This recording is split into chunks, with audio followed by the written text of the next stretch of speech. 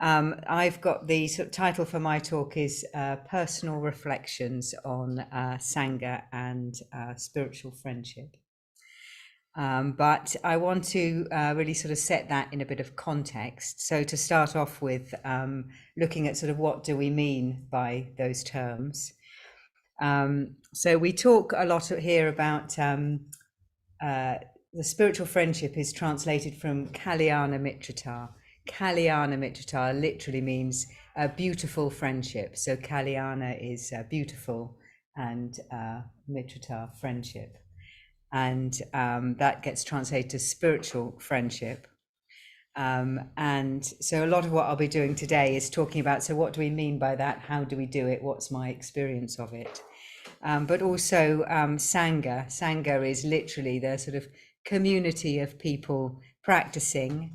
And it's the same word really that's used both for the mythic, historic community of practitioners. So when we, if you've ever been here, when we sort of salute the shrine, we will salute the Buddha, the Dharma, the teachings, and also the Sangha. But that's very much looking at that, the sort of Arya Sangha, the noble Sangha, the mythic, historic Sangha. But we use the same word for us, for all of us here today, the community of people practicing Buddhism. And that could be, you know, as soon as you sort of show up, you're part of the Sangha in some sense. So it's very much all of us here as well. And within that, it's sort of permeated at different levels by a network of this spiritual friendship, the Kalyana Mitrata, beautiful friendship. And also by way of sort of context generally, that the spiritual friendship and Sangha is what gets termed a distinct emphasis of Triratna. So Triratna is the Buddhist community that runs this centre and other centres.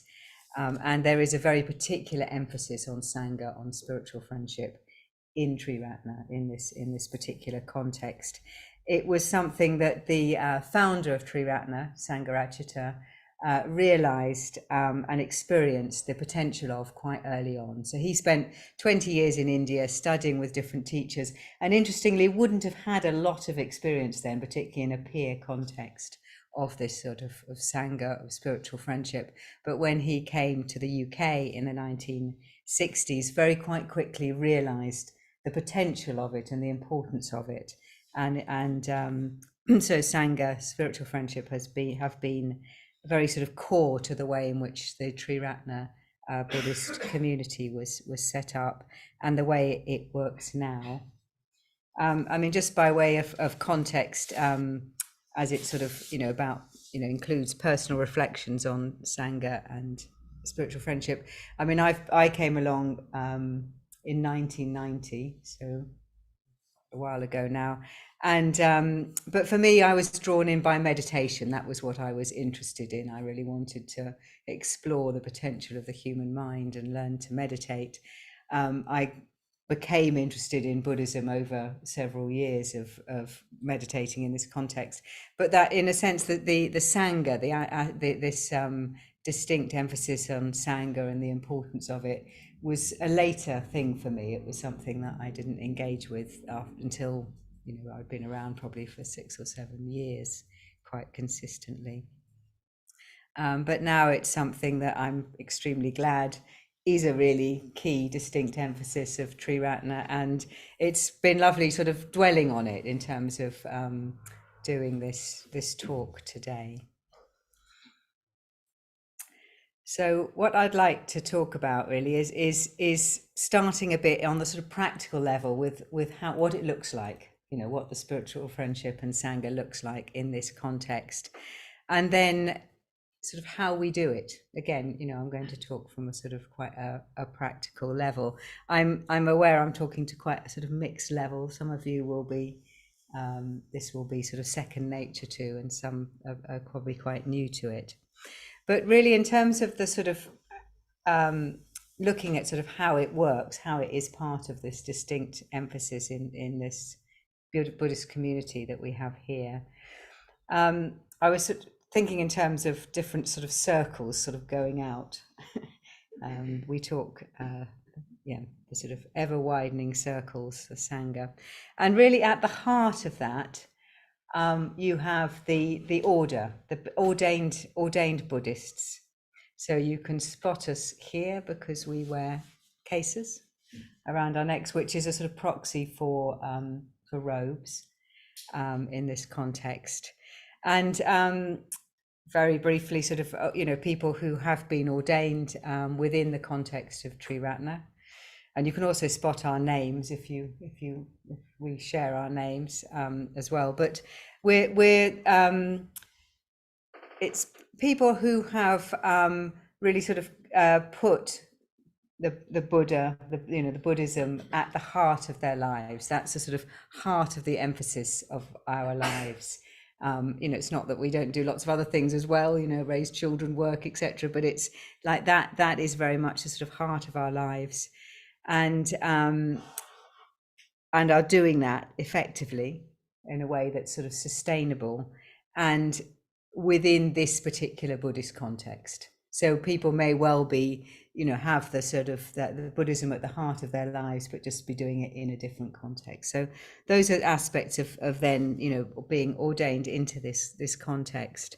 And at this level, this sort of heart level of the order at the center of it all, there are lots of structures and ways in which we connect with each other and have this sort of make this Sangha, the spiritual friendship, a reality, which includes meeting up in small groups locally. So they're called chapters, but there might be a sort of 4, 6, 8 order members that would meet usually every week, locally, for example. There'll be sort of also days every month to gather.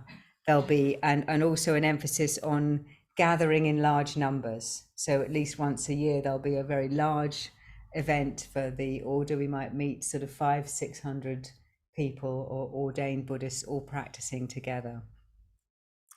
And also when we're ordained within this context, we sort of accept the ordination with sort of 4 different lines of commitment, and one of those is around harmony within the Sangha. So it's a really, really strong emphasis, this connecting the spiritual friendship and harmony. So we there's a very big emphasis on being in harmony with everybody who is within the order, and that's as you can imagine, a dynamic process.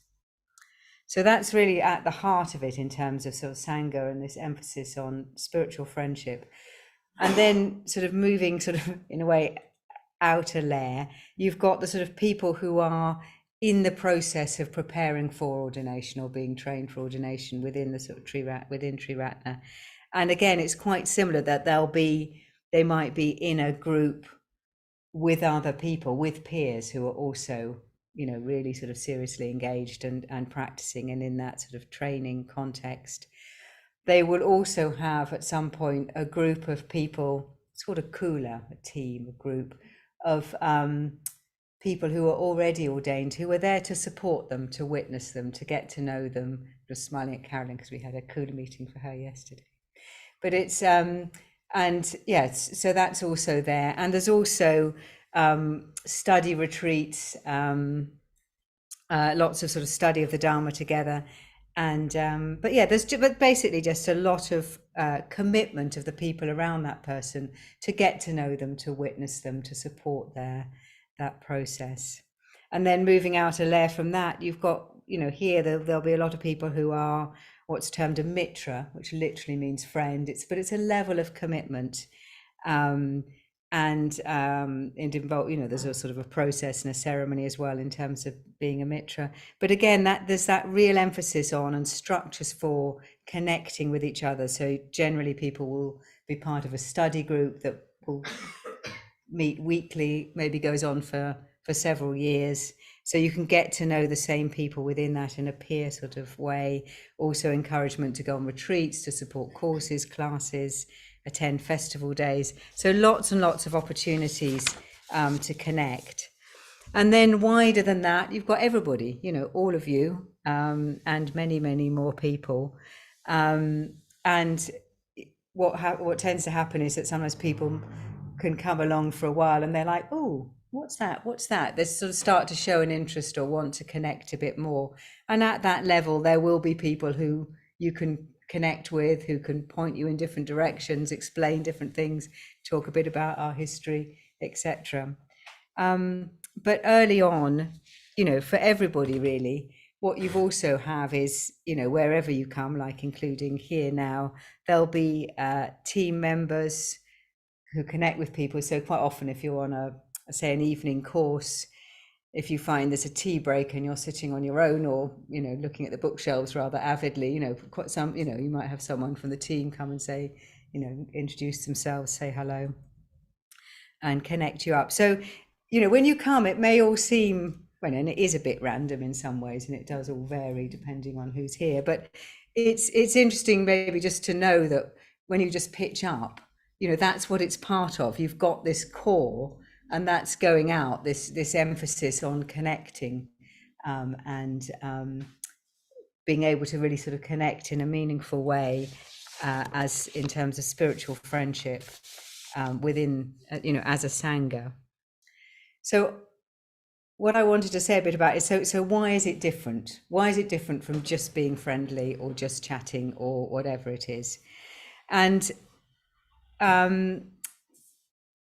even at that level where you've just come along to a course or a class or whatever, and you're in a tea break or whatever, or waiting for the class to start, and maybe somebody, you start chatting, or somebody from the team engages with you or whatever.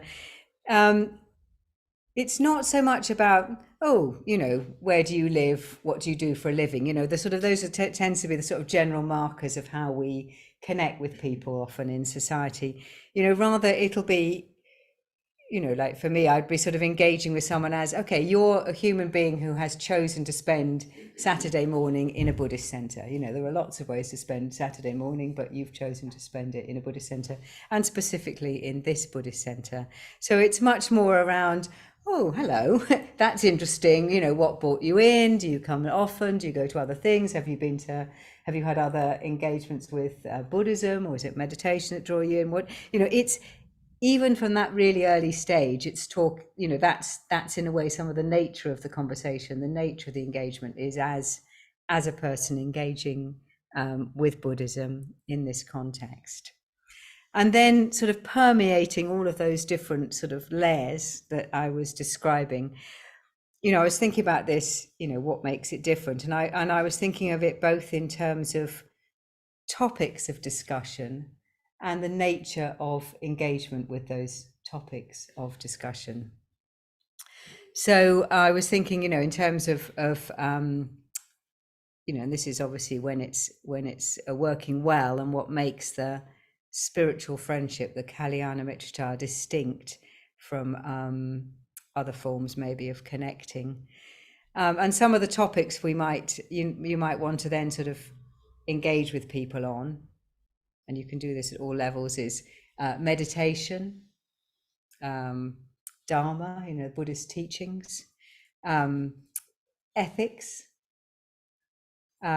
inspiration, sort of progress on the path, whether, the moments, insights, unfolding, increase in metta, positive emotion, however that is seen. So I'll come back to those as sort of topics, but these might be things that we would choose to talk about in these different contexts, whether it's sort of chapters at the heart of the order, or the other sort of peer groups, study groups, but also just general conversations one-to-one as well. And then I was also thinking about it in terms of, so what's the nature of the conversations that we might be having in these different contexts? And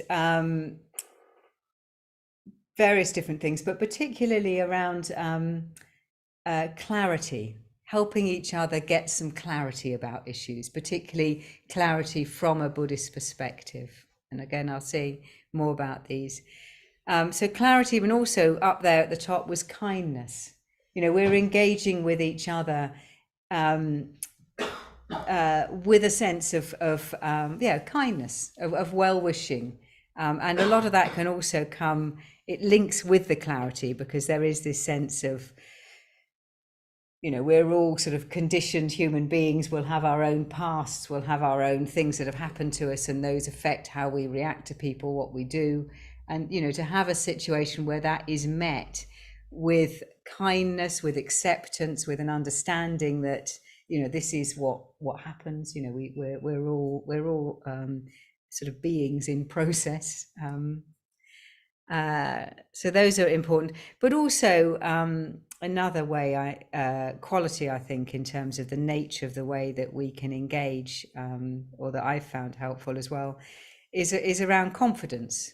Confidence on the path. I mean, that can be very important, and it is something that is often conveyed rather than said.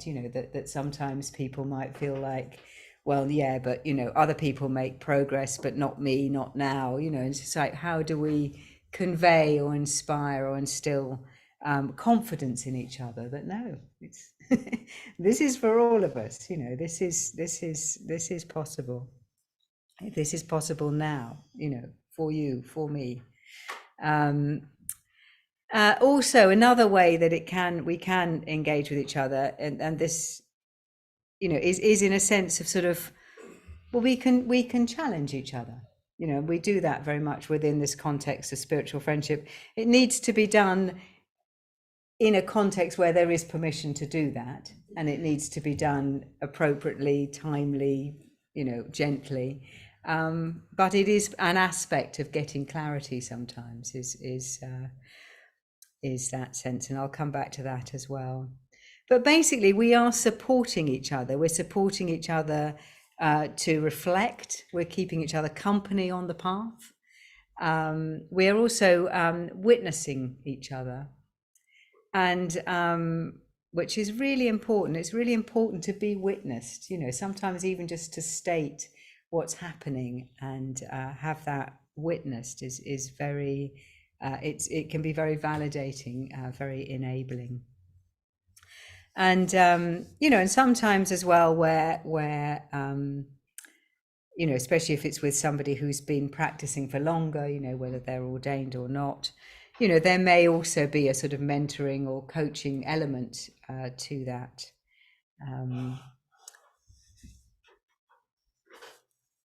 But as but very much not a sense of giving advice, and it's that's less so.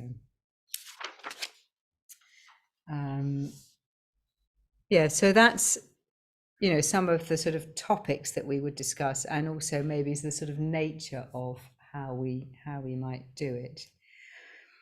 I mean, as I say, early on, Sangha came back to the UK in the 1960s, having had 20 years of studying with different Buddhist teachers in India, and set up, this new Buddhist movement. We're only 50-something years old now, so we're still relatively young as a Buddhist movement.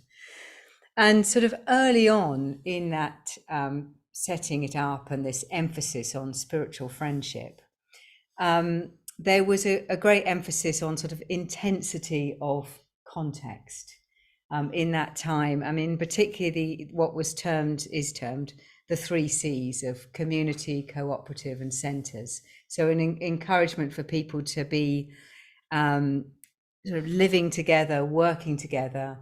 And there was a sense of, that doing that, this intensity will help, show us up to ourselves, to other people. It sort of can smooth the rough edges. It can be a really sort of a great support to spiritual and personal development. It also was very much a reality at the time, because people were physically building the centres. They were converting buildings into centres, building businesses, building communities. So there was a lot of hands-on, and also in those days you could be on the dole or on income support and building a Buddhist centre all the time, which obviously that doesn't work so much now. So there was this great emphasis on intensity, and within that intensity of friendships that came from really, living with people, working with people. And that still is an aspect and does still happen. But as the Sangha has grown, it's also become more diverse in lots of ways, including in terms of lifestyle and how we live. So, people with families, work, careers, other sort of caring. And for example, I came in, I engaged in 1990 and have stayed consistently engaged since then. But in that first 10 years, I got married, had 2 children, got divorced, so that all of that was taking up quite a lot of my, I wasn't building a Buddhist. Well, actually, I was engaged with starting this centre, but not in a sort of full-time way sort of thing. And so, but that was interesting, just interesting to me in terms of my own experience and reflections of spiritual friendship and Sangha, because there was at the heart, it seemed, this sort of intensity on living together, working together, intensity of friendships. And I used to sort of look on that with a sense, in a way, of longing, of slight missing out, of slight envy even, because that wasn't something that I could do. I wasn't able to engage in that way because I had a family and work and things. But and it was not until years later, really, when I was already ordained. I was ordained in 2005. That a friend of mine, Karunagita, said to me, "We've got that, we've got that friendship." And it was out because we were in one of these chapters together where we met weekly with other order members to explore practice. We did also work together. We both had children, and we were running family events together, including retreats and days. And we were friends as well. So it was interesting for me to see that actually you could have this spiritual friendship and connection in lots and lots of different ways. And I think even since then, the Sangha, has grown a lot. So we have these different topics such as meditation, ethics, Dharma, inspiration, insight, and then the different ways of engaging with them. So I'm just going to talk a little bit about a few of those. And I wanted to start with talking about ethics as a topic of conversation. And that is a very sort of explicit topic that comes in once people are sort of quite engaged. Like, for example, if you say, "Oh, actually, what is this being a mitra thing? That sounds quite interesting. I might want to sort of connect a bit more into this spiritual community." Then somebody would have a chat with you about lots of different things, but one of those would be looking at some aspects of ethics and commitment to practicing the sort of ethical precepts that are at the heart of Buddhism. And then if you get more engaged and then you want to be ordained, it's a very explicit aspect then. The person who ordains you is actually called a preceptor. So I'm a preceptor, so I have ordained a couple of people, and that is actually witnessing somebody's commitment to the Buddhist ethical precepts. But at all levels, when it's appropriate or interesting, it can be a conversation that is really, really valuable, and also is distinct to this context of spiritual friendship, and very much needs to, and very much within this nature I was talking about clarity and kindness. Clarity and kindness are absolutely fundamental to any discussion around sort of ethical precepts, ethical behavior. I personally, I really love the clarity of the framework that is offered by the Buddhist precepts, ethical precepts. There are lots of different lists of precepts in Buddhism. In here, there's a sort of fundamental list of 5, which are very classic. If you're ordained, that is extended to 10, but there will be other contexts in which there's much, much longer lists. But I find that sort of context is and the conversations you can have around it, very beautiful. It would fit for me in that context of Kalyana Mitrata, partly because we can really help each other get some clarity. You know, sometimes if we, I don't know, you might be in a situation where someone's upset with you or you're feeling bad about something, and it can really, but actually it doesn't necessarily mean that there's been an ethical, you know, there's you know, any sort of breach or, you know, done anything wrong, if you like, in terms of the ethical precepts. It might be, yeah, it can be all sorts of things. So it's really helpful to sort of really clarify our intentions, our behavior, but also to do that in a context where it's very accepting, it's very kind, but it's not colluding, it's not excusing. Like sometimes you might have a conversation with somebody in a different context, and they're like, oh, well, don't worry, everybody does that, or, you know, there's we can collude or we can excuse, but this is not that. It's very much about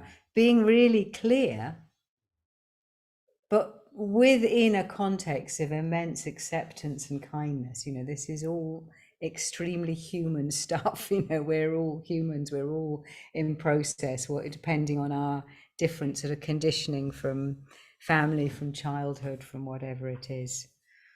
You know, and there are ways, you know, then you might, you know, look at, identify something, and then there's ways, okay, so how can you, I don't know what it is, you know, make amends, confess, forgive yourself, but the purpose of it is freedom. You know, it's like the purpose of the whole Buddhist path is freedom, and that's the purpose of having these discussions around ethics or behavior, is to look at how we can then, you know, understand that with this clarity and kindness, and then so that it then goes. It's not something that keeps coming back in your head all the time whenever you sit down to meditate. So ultimately it's exploring this in a way that gives rise to more freedom.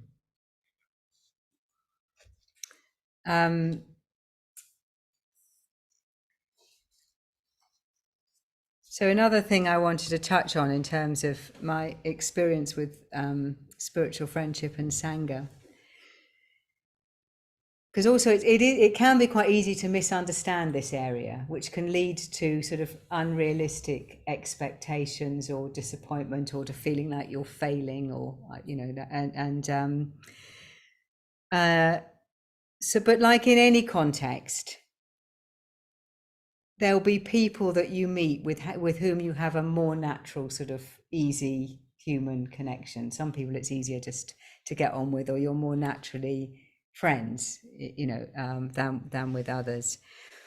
So what we're talking about in terms of this spiritual friendship and the way we can engage and the topics we can engage on goes beyond that, really. I mean, one of the things that Bhante Sangharachita says is that from this basis, he reckoned, and he could connect with anyone, you know, and I think that is largely true, and that is my experience to quite a large extent, that actually, you know, where people are wanting to engage, they're interested in Buddhism, practicing at whatever level, you know, on these topics and in this way, it's possible to connect with a really broad range of people. You don't actually have to, it doesn't have to be people you'd be naturally drawn to as friends. You don't even have to necessarily sort of like them in a conventional sense. It's just, but it's something we're doing, and it is really, really meaningful to connect. I think you tend to end up liking people, but, you know, that doesn't have to be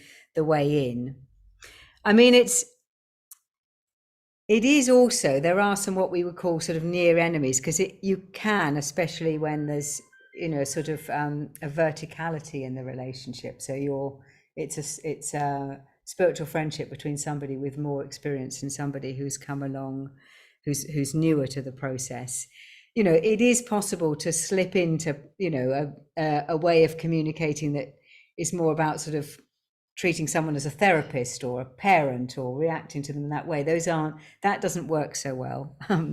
But, and, you know, and isn't appropriate. But actually, I think if you come back to these, you know, topics of discussions and the way of engaging with clarity and kindness, then that is less of a danger. you know, and obviously stuff can come up, you know, if you're engaging with somebody and you're you know, if you're meditating, you're engaging with the Dharma, particularly if you're on retreat, you know, things come up, you know, emotional things come up, you know, memories, emotions. I mean, one of the memories I had when I was writing this was, you know, right at that first year when I engaged, I went on a retreat in that Christmas.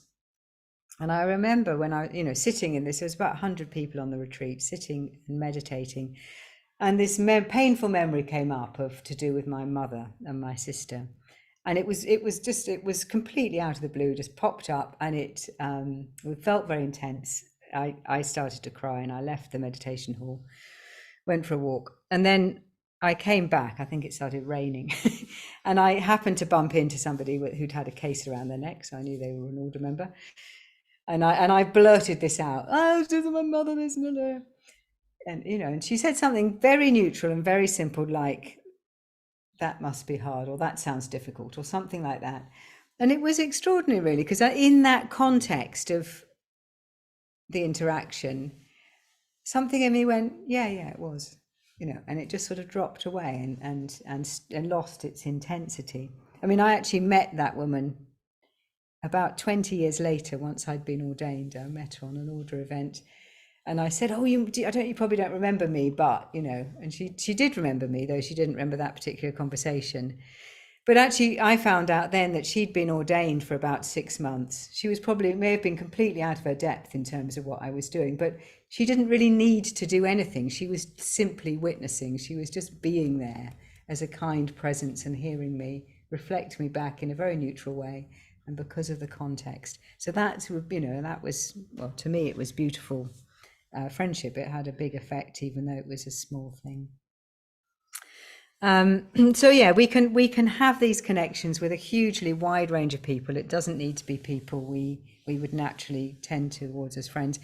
I have found over the years that I have tended in this context, Sangha context, to surround myself with quite strong people, particularly women, but not all of them. And I realized when I was sort of reflecting, it's because part of my cultural conditioning, which is sort of white middle class English cultural conditioning, is that I can sound really confident, even if I'm not actually, you know, even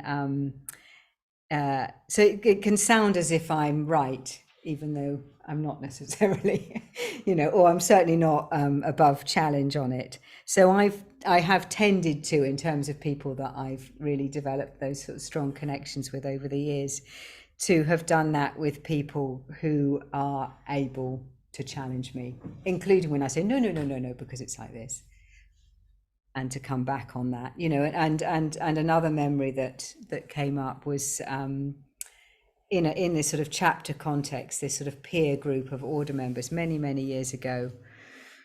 And it wasn't actually here physically, but it was, you know, I was surrounded by, I think I was sitting with 4 other people who knew me well, who were telling me that I was doing too much and I was too tired. And I said, no. And they were just one after the other coming back at me. And at the end, I just remember this moment where I was like, I think I feel a bit tired now. And I went to sleep for 3 hours, you know. And it was really, but it was that same thing. It was just keeping on going, you know, not colluding, not giving in, but with absolute kindness. So, just to have time, you know, looking at how you connect with people in this context. I mean, one of the things that can be really helpful is going on retreat. You know, retreats are often a really good context. I mean, I've had experiences where I've been on a silent retreat, and there's been people I didn't even speak to before we went into silence. And then we come out of silence on the last day, and then suddenly there's this quite intense, deep conversation that has then given rise, in fact, to you know, a deep and lasting friendship. Because when we're on retreat, we're much more, or even, you know, coming along and meditating in any context, you're much more then in contact with yourself in a deeper way, and therefore it's much easier to connect in a deep and more meaningful way. it's when we're with people, it's much easier to talk about, I don't know, gardening, our kids, our ailments, whatever it is, depending on your age and leaning, sort of thing. So this is, and that's fine. There's nothing wrong with those conversations, but it is really helpful to drop deeper. And I've nearly finished. For example, that another one of my really good friends, Damagita, who has also come here. She sometimes is a guest teacher at our the Women and Non-Binary monthly class here. But she was probably my first proper friend, spiritual friend. We met on retreat several years running at a retreat centre called Taraloka, sort of Shropshire Welsh border. And I remember vividly us walking along the canal together there and saying, yeah, it's all very well, this, Buddhist community, Sangha, spiritual friendship stuff, but I'm just here for the meditation, and that's all very well. You don't need to engage, you don't need to be part of it, and we weren't going to be part of it at all, and then a few years later I went to a ceremony where she became a mitra, then she came to the ceremony where I was, and then I was at her ordination, and then she was at my ordination. That did sort of change, but we've been so we've been friends for over 30 years, but in these I'll come back to that. So I was talking about these topics that we can talk about, and I've mentioned briefly around sort of talking about ethics, but it can also be really interesting to talk about meditation. That's something you can ask somebody. So how are you getting on in meditation? And it's interesting with meditation. In fact, even I was on an order retreat 2 weeks ago with other preceptors, in fact. And actually, one of the instructions when we were talking about a particular aspect of meditation was not to start with I don't do, but to start with I do, or because I think we can sort of, anyway, it's interesting to ask somebody about their meditation and encouraging them to talk about what they are doing, not like, oh, but I don't manage to meditate every day, or I don't meditate for long enough. It's like, what are you doing? How is it going? Because meditation, it's all in our, you don't know what's going on for someone. We're all sitting together. We can get a sense of it as a shared thing. We can get a sense energetically, but how is it going for somebody? Mostly, or a lot of people will be sitting there saying, well, I can't do this, or I can't do it as well, or they seem to be really concentrated, I've just got all these thoughts. That can be what's going on. Or there can have been sort of real moments of inspiration, there's things that help them. So that's a really interesting thing to be talking about, again within this context of clarity, kindness, but also inspiration. What inspires us? What brought you here? Why are you here? What's brought you here today? What's keeping you coming, if you're keeping coming? What do you find inspiring? It might be, for some people that will be mythic Buddhist figures. For some people it will be the experiences they've had that have given them a sense of momentum and confidence, and that's great to share. And I mean, another really good friend of mine, Bodhimai, who's based here, she's really good at, even if we've got lots of other things we're talking about, making a point of saying, oh, this happened in my meditation, or how is it going with your meditation, or what's talking about senses of bits of inspiration. It's fantastic because it'll gets us out of a sort of a more mundane or ordinary way of talking, and also sharing information about progress on the path, or unfolding moments of insight. It can be quite hard to talk about those without, some of us will have a conditioning that's around, you shouldn't show off, you shouldn't, big yourself up. But actually, it's really important to share, well, this happened, I had this, or this has shifted, or that's happened. And it's important because it helps it shares confidence, it shares inspiration. And also it can help other people really witness us, so, and the other thing to say about witnessing each other is that, on the whole, or nearly always, it's not about giving advice. It's not about, having to solve problems for each other. We're just being there for each other. We're just showing up and witnessing this other human being who is, in all of their messiness as a human being, on this path in whatever shape that takes for them. You know, and it's not that we don't, you know, also chat about gardening or kids or ailments or whatever it is, you know, but it's, you know, the sense, you know, is that in a way it's a bit of a wasted opportunity to just talk about those, or even if we do talk about those, to then see if we can gear the conversation to what's it like from a Buddhist perspective. You know, so for example, in a couple of weeks' time, I'm leading a weekend retreat for mothers at a Taraloka retreat centre, and that is, again, we will be talking about being a mother, but it's from the perspective of how can you have a meaningful Buddhist spiritual practice in the context where you happen to also be a mother. So it's from that perspective. It's looking through the lens of Buddhism. It's looking through the lens of being someone on this path at whatever level. You don't have to identify as Buddhist. You may be just here because you want to be, you know, people can be here because they want a bit more calm. But again, you can look through that lens. How can you have a bit more calm, a bit more space, a bit more perspective, a bit more warmth or self-care in the context of being a parent? So it's, yeah, whatever topic, you're sort of looking through that lens. So yeah, just to conclude, that's you know, that's just trying to sort of draw out some of the how we do in practice this thing of how we do spiritual friendship and Sangha in this context, you know, and particularly I think, you know, it's a sort of, it's not about the sort of quantity of time we spend together, it's the sort of quality of that, and particularly really doing what we can to maybe introduce these topics such as, you know, meditation, Buddhism, you know, what inspires us about the Dharma, or you know, ethics, kindness, and also to come at that with a perspective of clarity, of kindness, of witnessing, of really accompanying each other, and sort of turning that lens, so we're looking at whatever's happening in our lives through that lens of being, of our spiritual practice, however that is, you know, and particularly, you know, that sense of bringing clarity and kindness to whatever we're talking about, you know, which is very much around the sort of wisdom and compassion, which are, you know, the two wings of enlightenment anyway. So it's all very sort of integrated in that way. Thank you. Thanks for listening.